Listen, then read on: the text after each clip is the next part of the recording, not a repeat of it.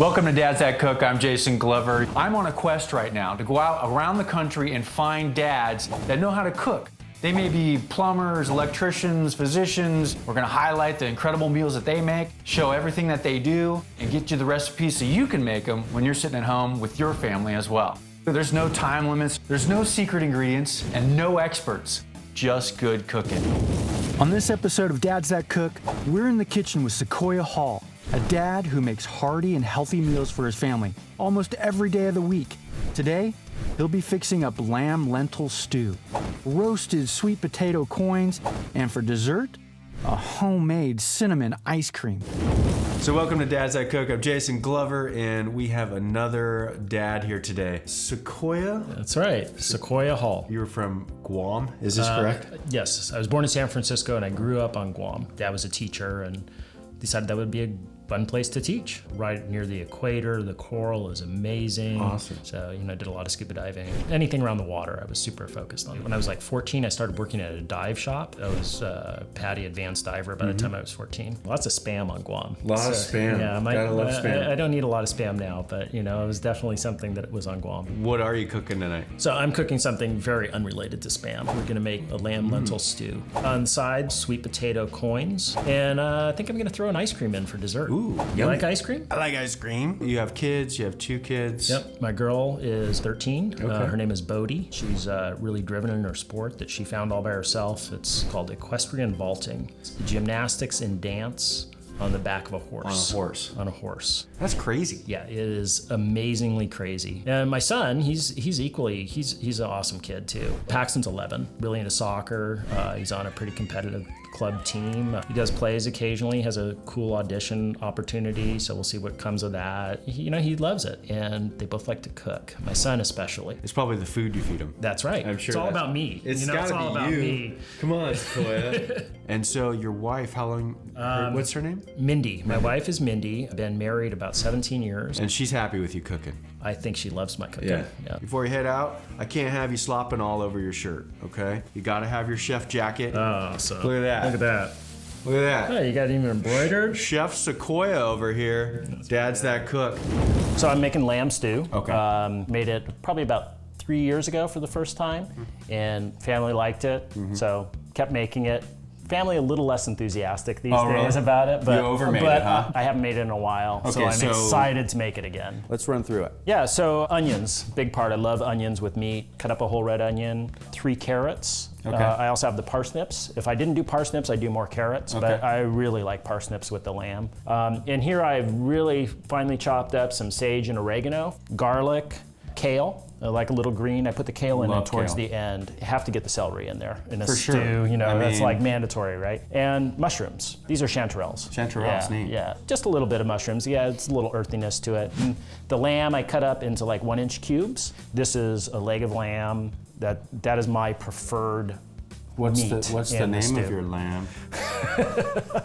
And then I have spices that I tend to grind my spices myself. I took a whole nut of nutmeg, cardamom, white pepper, and star anise, in addition to cinnamon and coriander. And so we're going to blend those up. Is that what you're planning on doing? And that's what I'm planning on doing. In your high-tech method over there with the Super coffee? fancy Awesome. spice grinder. That's what I like that though.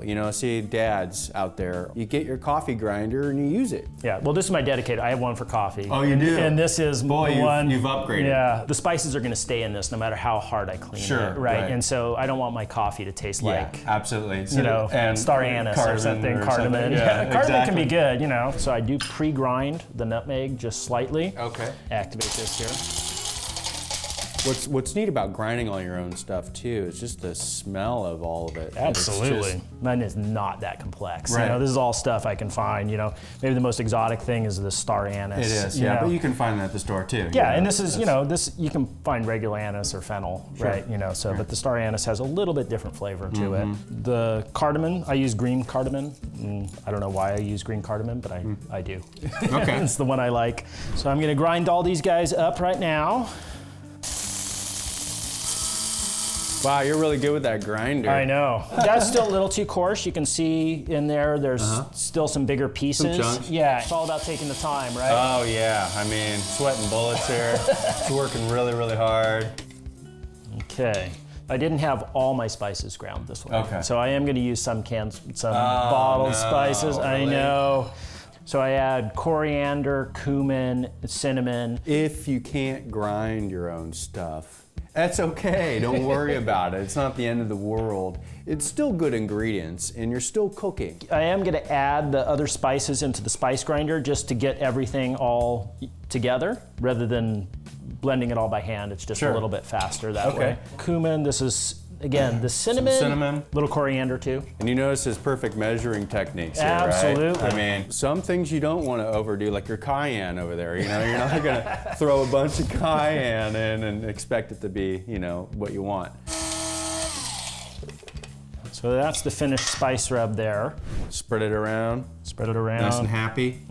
Lucky lamb. Yeah, came here. Must be lucky. Well, see, the poor little lamb. I'm gonna grind in my salt now. So how much? You probably just... Probably at least a teaspoon, because the meat's gonna get sauteed in this rub, and that's gonna help keep the flavors locked in on the meat. The best way to do this is by hand, obviously. Of course. Right? Spice gets rubbed in, it's covering all the area of the meat. It's a pretty well covered piece. You know, you see all the flakes everywhere. Yeah, right. That is going to be a good piece in the stew. At least that piece right there. This one for sure. That one for sure. That one too. So, you know, it still has some fat on it. You gotta have the fat. This is part of why I don't need to add fat or oil. Or oil. Right. Yeah. We're gonna start sticking some stuff on this big bad boy. Well, first is the lentils. The lentils go first. Yeah. Okay. This just goes on to a simmer or medium heat.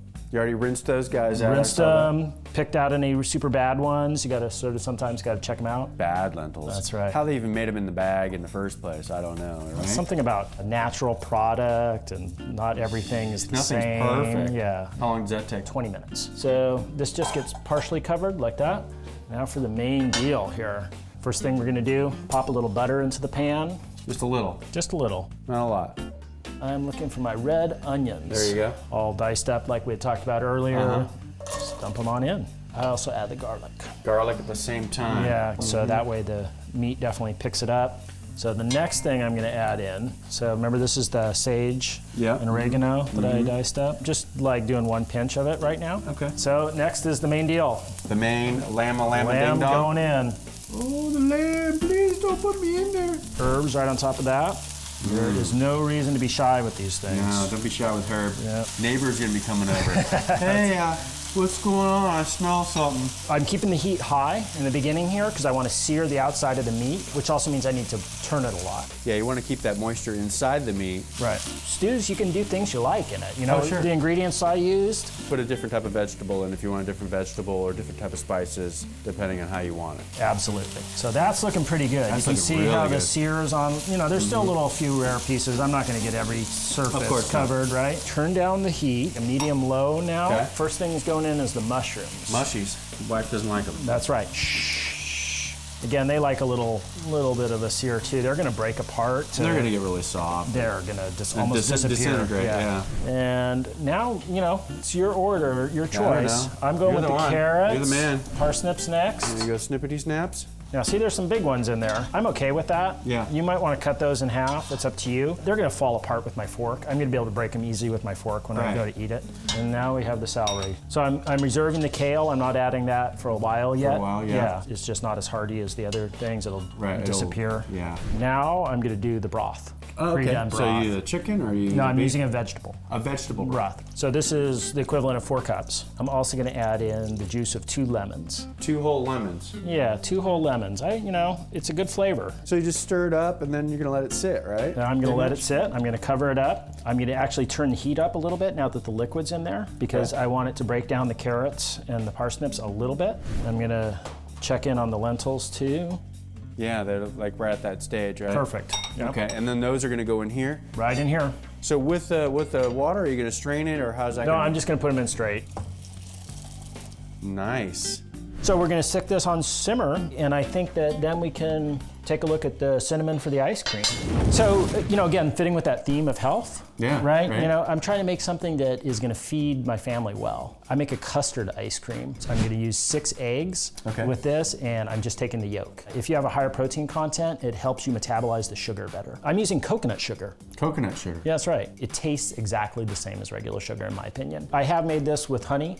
Instead of using 3/4 of a cup, I would use half a cup of honey. And I'm doing cinnamon ice cream. So this is 2 tablespoons of cinnamon here. I'm gonna toast it. Makes a great smell, but it also helps liven the flavor up when you're adding it into the cream. We have 1 cup of whole milk and 2 cups of cream. So for the eggs, I'm not that specialist that can crack it and open it with one hand. I don't know if you can do that. Yeah, sometimes. You never know. Sometimes it just doesn't work out that well. Nice, but I like the little strainer, that's cool. So and then it's just, like shake it around. So in these yolks, I'm gonna beat them all together. There we go. Perfect. 6 egg yolks. Nice. Nothing fancy. That's the base of the custard. Gives it that richness and the color. Now it's time for stove. 2 separate parts that are gonna happen. So we're gonna cook part of it, and then part of it's gonna stay in a chilled bowl, and we're gonna whisk it together after we do the cooking. Awesome. So totally dry pan. Just get the heat on there. And I'm just gonna toast the cinnamon up. You don't wanna burn it. You're just like mildly toasting it, right? So this is the milk. The yummy stuff. Get all that good fat. And then 2 cups of cream. Only put 1 cup in. Oh, is it 1 cup? Yeah, this is 2 cups, but I'm only putting 1 cup in here. Put 1 cup in now. Yeah. Yes. There we go. Good eye. That was perfect. Look at that. The sugar. The sugar. So that's going in there too. So then we gotta make sure the sugar doesn't stay at the bottom, right? Right. Gotta keep it stirring around here. Has a little bit of a brownish color because of the sugar. Add the cinnamon in. Toasty cinnamon. Stir it in, and the reason it's important to do this when it's hot is that's the only way that the cinnamon is going to get incorporated. We are going to take the egg, pour half of this hot liquid in as we whisk. And this is the custard that we're talking about, right? And you're just trying to bring it up to temp. So you're just going to use a portion of it? Well, just to get it all incorporated. There, and then you put it into exactly. What you want to go up to is 170. So it's otherwise it gets burnt down there, and it's going to scraping curdle. a bunch of burnt stuff, and that tastes good. Hey, Dad, can you make some more of that burnt cinnamon ice cream? The other cup of cream is going in this bowl right here. Pour this through. Through the strainer? Right. There's ice. You can see there's an ice bath underneath. That's going to help cool it all down. Okay. Strain that into the bowl. That's it. So this is in the ice just to keep it cool, right? That's it. I like to stick it in the refrigerator first for about half an hour, and then I put it in the freezer. Yeah, that looks good. Look at that. So we got this. It's all chilled up, and we're going to stick it in the fridge, right? That's right. Cover it up, stick it in the fridge. Like I said, half an hour, and then it's going in the freezer. Okay, so now we're gonna make the sweet potato coins, whatever you call them. What do you call them? Sweet potato coins. Sweet sure. potato coins. Yeah. All right, so how does that work out? A little sage, a little butter. You can add a little spice on there if you want to. The soup is pretty spicy right now, and so I'm gonna go with sort of simple. I'm gonna put a little salt and pepper on it. And it's not really gonna cook that much. I'd like it a little bit diced. Finer. Yeah. Here, I'm just gonna pop half the medallions in. Oops. There we go. Yeah, you can smell that sage. A little happy? Little guys. Oh, look at that guy, huh? It's almost like the chiropractor button. Yeah, that's right. So I use about half, because that's what we have here. All right. There we go. So there's nice and coated. And then I just lay them out here. Man, this is a party. Happy day at the Hall House. And so this is gonna go in the oven. 15 minutes, we're gonna be watching it. 375, 400? In a few seconds here, I'm gonna check the stew, stir it around a little bit, see how everything's looking, see what's going on. Look at that lamb, look at that carrot. In goes the kale. Stir that guy in a little bit. Exactly. I'm gonna turn up the heat a little bit. It was on that low simmer. You're in the kitchen anyway, you're watching those coins that are going on. Sure. So the sweet potatoes look perfect. You get a little bit of the browning, the butter's starting to brown, caramelize a little bit. It's gonna get flipped over. But now we're gonna be doing the ice cream. Put it in the little ice cream maker. Right and here. let it do its thing all by itself, right? Just plop that on. Seals on, and that's it. Boom. We just check it periodically and make sure everything's going well. Okay. It'll start to come up, and then it'll be ready to stick back in the freezer. I'm so excited now that I could actually eat the food, which we've been making all day. This yummy stew, we got the potatoes, we obviously got the ice cream going. So let's go sit down, let's get the family. Sounds great. All right, awesome. We are now sitting down at the table. We've got the stew, it's all been stewed. Who are these people? This is who I like to cook for. This is my family. Your family. That's it. You didn't rent them for the night, did you? Well, not for today, but Okay. I'm gonna try this food now. Do you like your dad's food? normally? Yeah. Yeah? Yes. You like the broth? The broth and the lamb. Those are my favorite. And That's the your lentils. favorite. Sure, I'll have some. If you're Okay. serving it up, you know. I know you've been sampling, Jason. So I know I you have been. I like seeing the reactions here. Yeah? Is that One working? of the best yet. Yeah, one of the best. That's really good. It was good. Fortunately, you've got a big pot of it. You can eat it all week, right? And then you make that ice cream, which, where's my ice cream? Is that what those are for? Well, Jason, you've been so patient, so Oh, I'm gonna go ahead and serve you first this time Oh, around. that is a real treat. Yeah, the egg adds a nice protein content in there on top of the milk. man. So Wow. Good job. Oh my God. That is so good. So what do you think? You think your dad can cook? Yep. Yeah, you like his stuff? Mm-hmm. Yeah, that's probably why you keep him around, right? Yeah. that's One of the it. reasons. So go to our website, dadsthatcook.com. Awesome. That was great. It was so good. thank you. So good. I'm gonna eat some more of this.